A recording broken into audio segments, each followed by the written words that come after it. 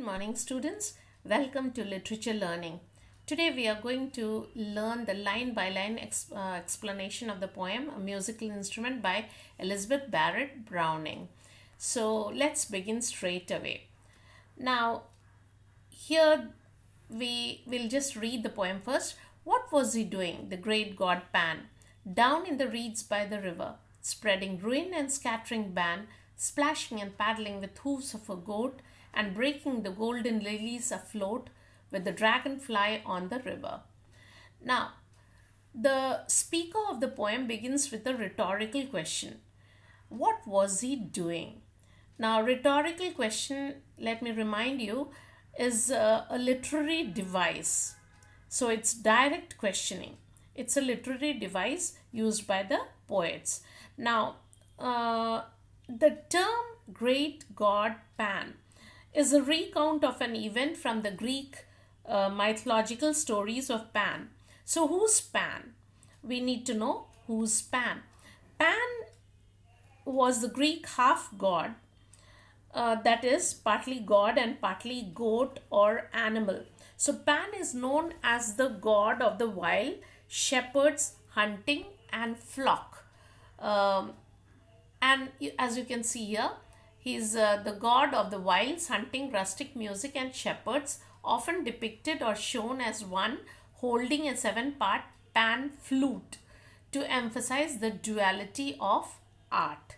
So he is commonly shown as you can see in the on the screen here, he is shown or depicted with a pan flute in his hand. So always with a pan flute, and he is a god or a man with horns. You can see in the picture a man with horns. He has got horns here, and a beard and pointed ears and hooves. He has got hooves of a goat instead of legs. So the story associated with his half god Pan is rather too complicated, and as school students we need not take into consideration the mythological interpretation or explanation. So as I told you, there are several interpretations to this poem, but we are going to take into consideration the simplest interpretation that your text offers in the beginning, wherein Pan has been shown and depicted in the picture as a small boy, as you can see on your screen. And in the opening line it says, read a poem about a boy and his mischief. So we are going to go about with this interpretation, but we will take a few aspects of Pan and his dual side or dual nature.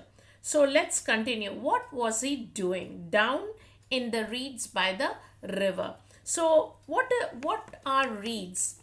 Reeds are water plants, and they are used for thatching rooftops and used as construction materials.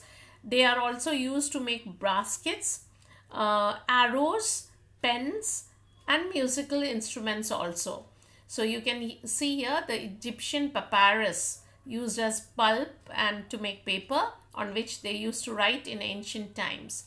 And then reeds are also harvested for their cellulose content.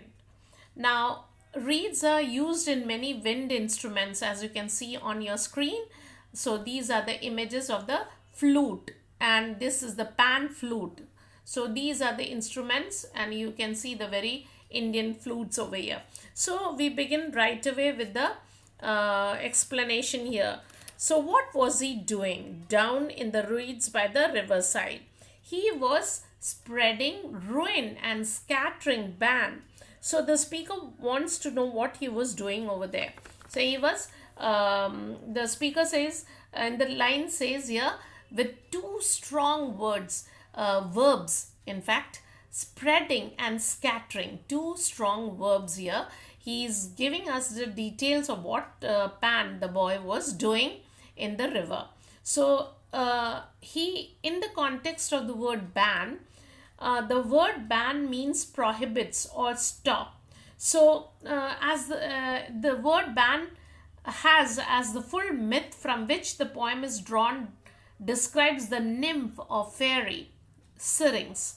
Pan has cast a type of ban or curse as well for Syrinx, the fairy who has escaped from him and was hiding as a reed.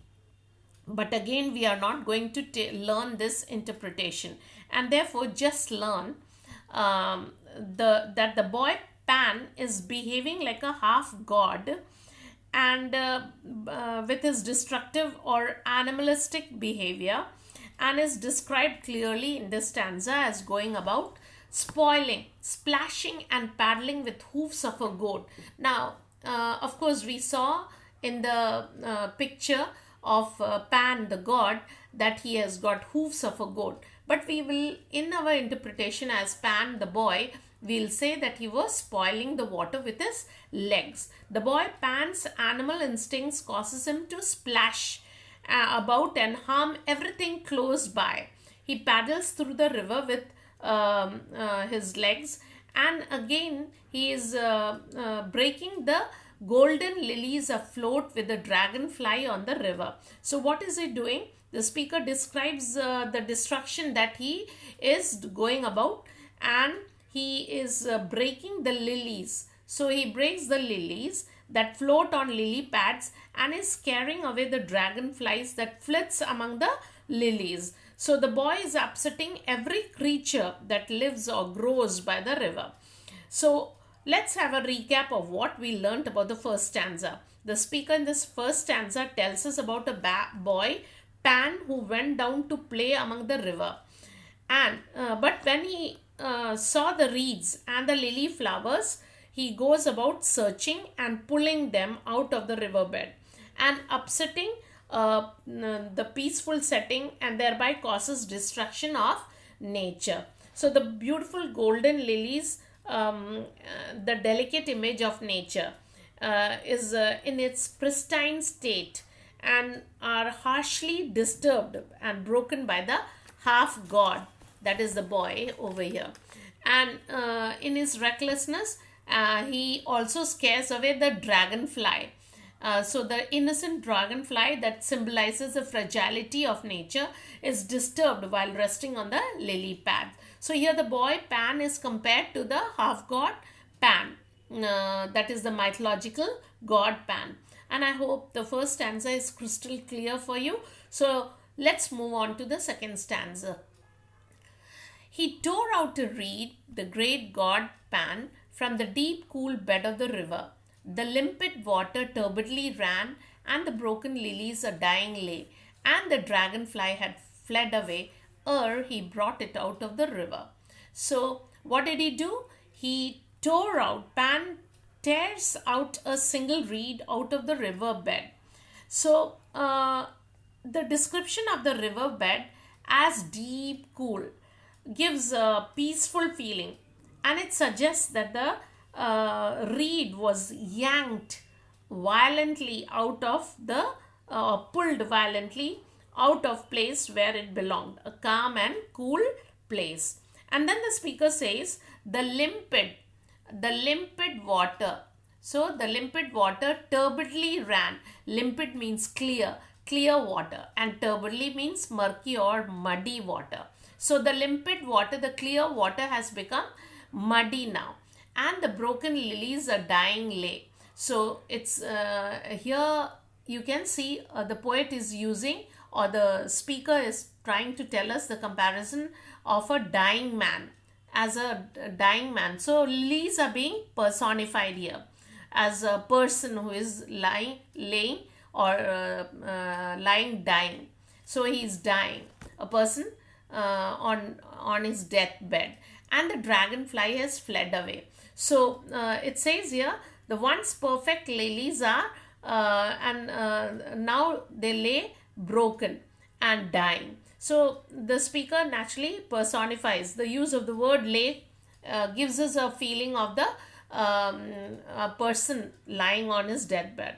Now the poet depicts man's beastly behavior, wherein he disrupts the peace of the ecosystem in a violent manner by scaring away the dragonfly, by breaking the lilies, by turning the water muddy, when it was all, the ecosystem was so neat and clear. as God has given us. So, it says here the dragonfly had fled away he brought it out of the river. Before he brought it, what is it here? The reed.